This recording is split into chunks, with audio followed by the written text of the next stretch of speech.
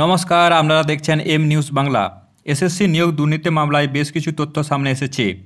নিয়োগ কেলেঙ্কারি মামলায় কালীঘাটের কাকুর অন্তর্বর্তী জামিনের মেয়াদ বৃদ্ধি এবং দ্বিতীয়টি হলো কালীঘাটের কাকুর নজরদারিতে থাকা কেন্দ্রীয় বাহিনী তার ব্যক্তিগত টয়লেট এবং এসি ব্যবহার করছে তার অনুমতি ছাড়াই।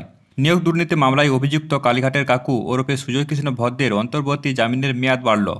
সোমবার কলকাতা হাইকোর্টের ডিভিশন বেঞ্চে আগামী 22শে এপ্রিল পর্যন্ত তার জামিনের মেয়াদ বৃদ্ধি নির্দেশ দেয়।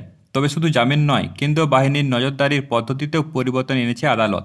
কৃষ্ণ ভদ্রের অবস্থার কথা বিবেচনা করে চলতি বছরের 18ই ফেব্রুয়ারি কলকাতা হাইকোর্টে তাকে অন্তর্বর্তী জামিন দিয়েছিল।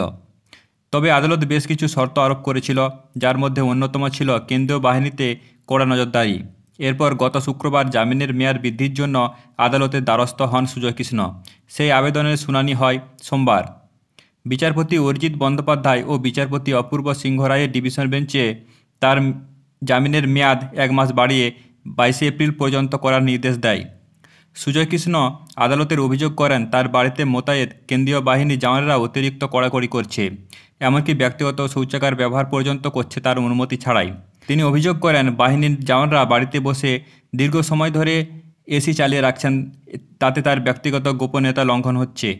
এই অভিযোগের ভিত্তিতে আদালত নির্দেশ দেয়, বাড়ির দরজার বাইরে মোতায়েন থাকবে কেন্দ্রীয় বাহিনী। বাড়ির বাইরে একটি অস্থান নির্মাণ করে সেখানে বসার এবং থাকার ব্যবস্থা করা হবে জওয়ানদের জন্য। আদালত আরও জানিয়েছেন, বাহিনীর জন্য পাখার বন্দোবস্ত করতে হবে, যাতে এ গরমে তারা কষ্ট না পায়।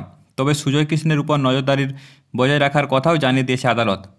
18ই ফেব্রুয়ারি রায় অনুযায়ী সুজয় কৃষ্ণ ভদ্র রাজনৈতিক ব্যক্তিত্বদের সঙ্গে সাক্ষাৎ করতে পারবেন না।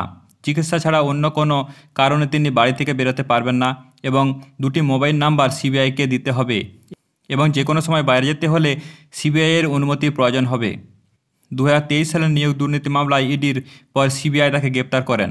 বর্তমানে তিনি কলকাতা বেহালার একটি বাড়িতে রয়েছেন। তবে কেন্দ্রীয় বাহিনী এবং তদন্তকারী সংস্থা সিবিআইয়ের উপর কড়া নজরদারি থাকতে হচ্ছে তাকে। এরপর দেখার আগামী 21শে এপ্রিল শুনানিতে আদালত কী রায় দেয় এবং সুজয় কৃষ্ণের জামিনের মেয়াদ আরও কতদিন বাড়ে।